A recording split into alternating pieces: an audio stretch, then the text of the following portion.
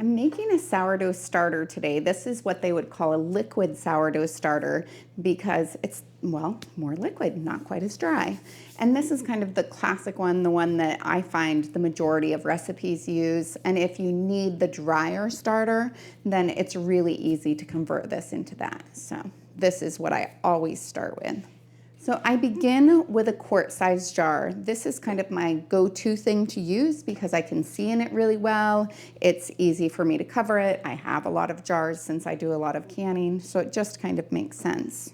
It's really an easy recipe. It begins with 1/2 cup of water and 1/2 cup of flour. I'll then add 2 teaspoons of honey. So the goal with a sourdough starter is to collect the microorganisms, the yeast, the bacteria that are going to ferment this and make it so that I have something to leaven my bread, just like a regular baker's yeast would.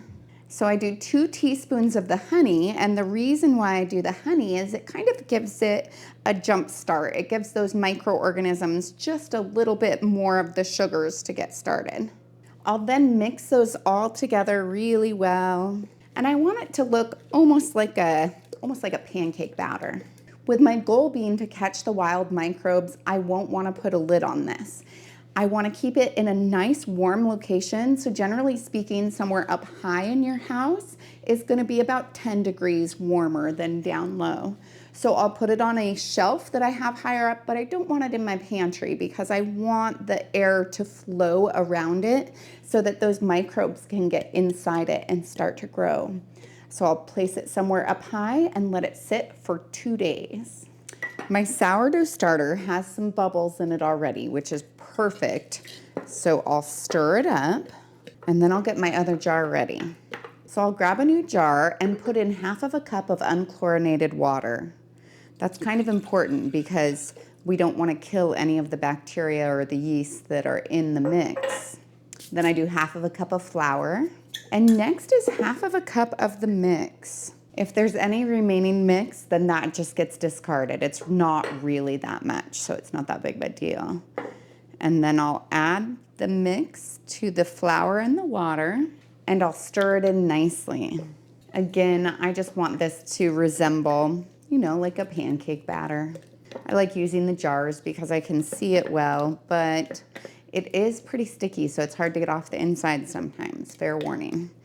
The key that I've found is actually to just wash these right away. So I'll cover my jar loosely with some plastic wrap and store it up high again where it's going to be warm. This time I'll let it sit for 36 hours. It's been 36 hours and I have some little bubbles in here, but it's time for me to do the next batch of it because I need to feed it so that it can grow to a sufficient quantity that it will do the leavening of the bread that I need it to.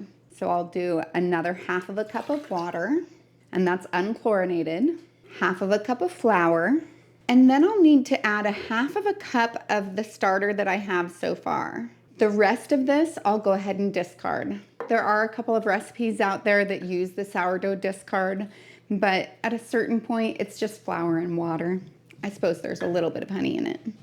I stir that together again. I'll put a little bit of plastic wrap loosely over the top, and then I'll allow it to sit for another 36 hours. Now I just repeat that last step again. I do 1/2 cup of flour, 1/2 cup of unchlorinated water. I'll mix up the starter that I currently have because it tends to separate a little bit over time.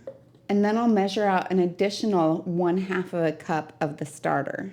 And you can already kind of smell that fermentation happening. And I'll add that to my mix. And then with this, I'll just dump it out. We have pigs and chickens, and so both of them will like that.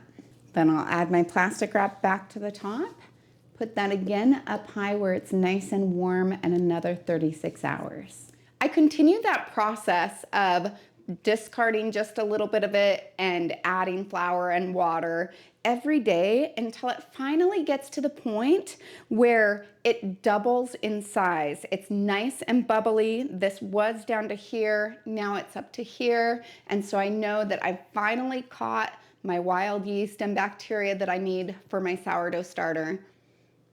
and you can smell it. It's this lovely kind of slightly fermented sourdough taste. And I mean, a sourdough is just so much better for your gut. It's a great thing. So now at this point, I'll pour off half of this.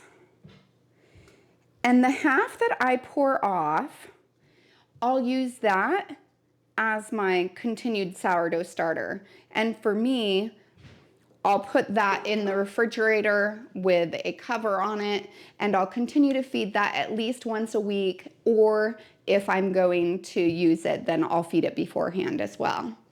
And then this portion, instead of discarding it, I'll use that to make my bread. If I need a little bit more, I can always scoop a little bit more out of here. I kind of average it. But when I'm doing the actual recipe, that's when I measure it out.